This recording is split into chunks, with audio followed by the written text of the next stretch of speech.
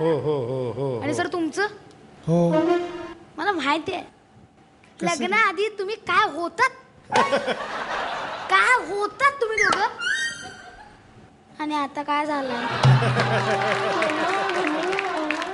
आता आमच्या शाळेतलंच बघा की मराठीचे पाटील सर काय सुंदर कविता शिकवायचे. अगदी बंडखोर कविता सुद्धा प्रेमाने शिकवायचे. ते म्हणजे असं, कामगार आहे मी, तळपती तलवार आहे मी.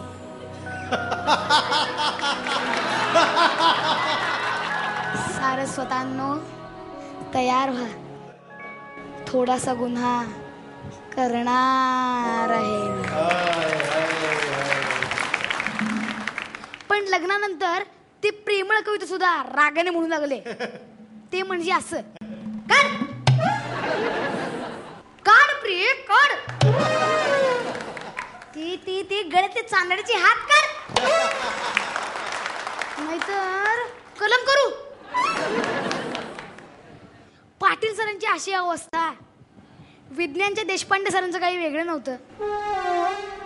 लग्नाआधी वर्गात सजीव प्राण्यांवर होणारे प्रयोग ते आधी प्रात्यक्षिक करून दाखवायचे, पण लग्नानंतर ते स्वतःवरच प्रयोग करून घेऊ लागले आणि शाळेत येऊ लागले.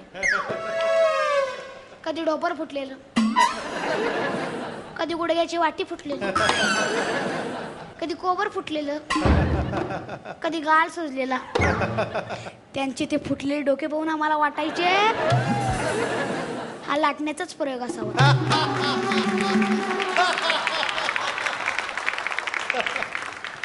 भूगोलाच्या जाधव सरांचं तर नादच करायचं नाही. हे लई भारी शिकवायचे.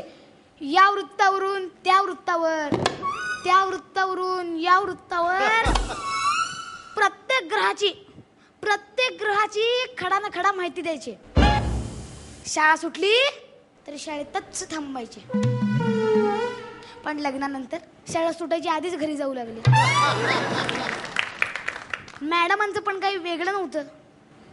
इतिहासाच्या कुलकर्णी मॅडम काय सुंदर शिकवायच्या. लग्नाआधी त्यांना धडा लिहायला 2 खडू लागायचे. मात्र लग्नानंतर त्यांना 4 खडू लागू लागले. अफजल खानाचा कोतरा शिवाजी महाराजांनी बाहेर काढला. हा प्रसंग शिकवताना मॅडम रागाने लाल होत. आम्हाला तेव्हा शंकाच यायची, मॅडमांना अफजल खाना जागी स्वतः नवरा दिसतो की काय. शाहिस्तेखानाचे पोटे शिवाजी महाराजांनी कलम केली. हा प्रसंग शिकवताना मॅडम रागाने लाल बुंद होत. आम्हाला तेव्हाच शंका यायची, मॅडमांना शाहिस्तेखाना जागी स्वतः सासू दिसती काय. तुम्हाला वाटत असेल हे पोरग जरा बरे दिसते, ह्याला आपली पोरगी देऊया. माझा लग्नाचा विचार नाही आहे. मी आपला अफलातून लिटिल मास्टर्स वर आहे. धन्यवाद.